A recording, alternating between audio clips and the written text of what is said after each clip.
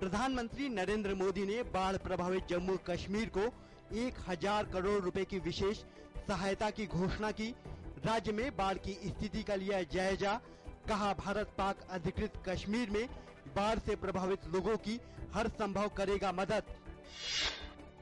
प्रधानमंत्री ने राहत एवं बचाव के लिए एनडीआरएफ, सेना और वायुसेना के अधिकारियों के साथ बैठक की। प्रधानमंत्री के साथ राज्य के मुख्यमंत्री उमर अब्दुल्ला और मुख्य सचिव भी मौजूद रहे। राज्य में बीते 60 साल में आई भीषण बाढ़ से मरने वालों की संख्या 115 से पार हुई। करीब 2500 गांव में पानी भरा, जिनमें से 450 पूरी तरह डूब चुके हैं। जम्मू कश्मीर के मुख्यमंत्री उमर अब्दुल्ला ने राज्य में बाढ़ की तबाही से जूझ रहे लोगों से शांति बनाए रखने की अपील की। उन्होंने जल्द से जल्द बाढ़ प्रभावित इलाकों तक राहत और मदद पहुंचाने का भरोसा दिया है। राष्ट्रीय स्वयं सेवक संघ के प्रमुख मोहन भागवत ने आज नई दिल्ली में 3 पुस्तकों का विमोचन किया। जाति व्यवस्था पर आधारित ये पुस्तकें भाजपा प्रवक्ता सोनकर शास्त्री ने लिखी हैं।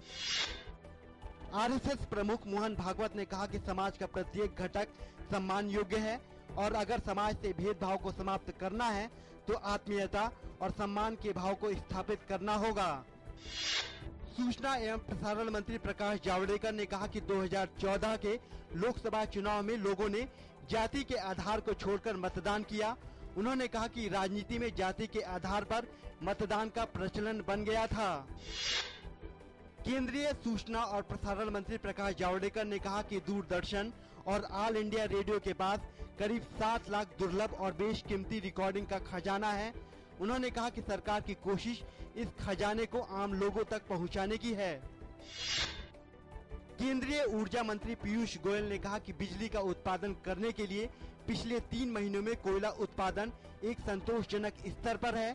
उन्होंने कहा कि अपर्याप्त बारिश के कारण जल विद्युत उत्पादन कम हुआ है।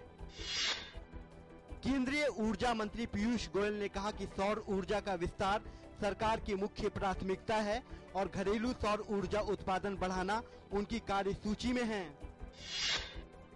जम्मू कश्मीर के उधमपुर जिले में भारी बारिश की वजह से मिट्टी खिसकने के कारण उधमपुर कटरा रेल मार्ग पर श्री शक्ति एक्सप्रेस ट्रेन कई घंटे तक फंसी रही।